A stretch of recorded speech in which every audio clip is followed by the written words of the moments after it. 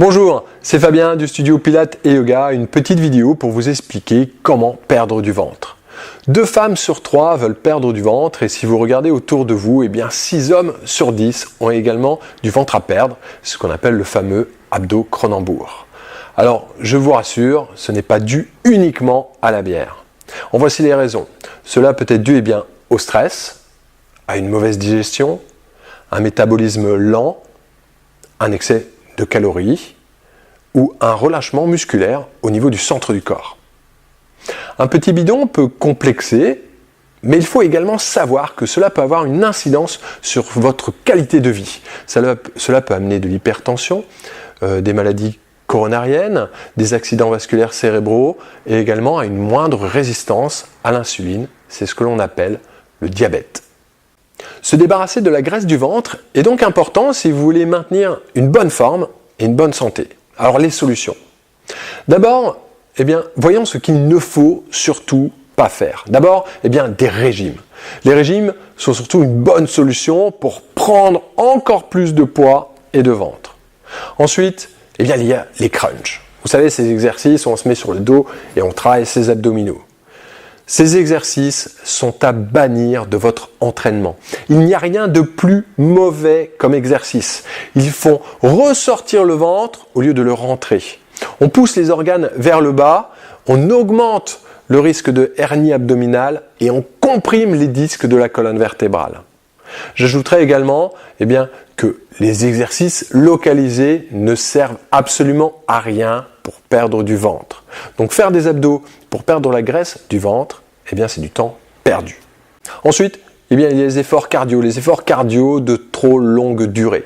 Si vous pensez que courir pendant 1 heure est une bonne façon de perdre du ventre, vous avez tout faux.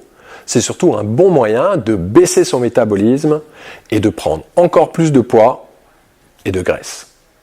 Alors voici ce qu'il faut faire. D'abord, il faut procéder à un rééquilibrage nutritionnel doux. Limiter le gluten, le lait de vache, le sucre raffiné, le sel. Essayez de consommer des légumes et des fruits bio de saison.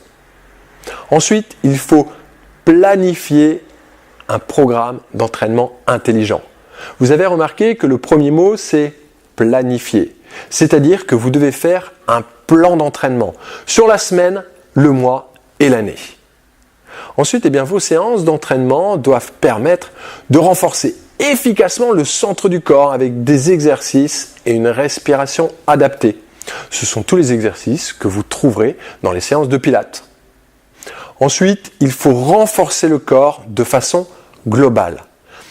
Pas de perte de poids ou de ventre sans un renforcement général du corps.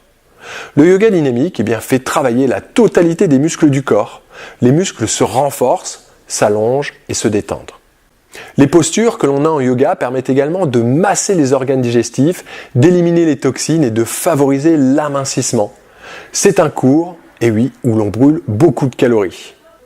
Ensuite, dernier point, il faut pratiquer des circuits métaboliques, c'est-à-dire des circuits d'exercice intenses qui stimulent le corps de façon globale pour générer une dépense d'énergie très grande. Ce sont les entraînements du samedi matin que vous pouvez retrouver au niveau du studio Pilates et Yoga. Si vous avez des questions, n'hésitez pas à les poster juste en dessous de cette vidéo dans la zone de commentaires. N'hésitez pas également à partager cette vidéo. Si vous êtes sur Facebook, cliquez sur j'aime et partagez. Si vous êtes sur YouTube, donnez-moi juste là ici en dessous un petit pouce bleu. Je vous dis à bientôt.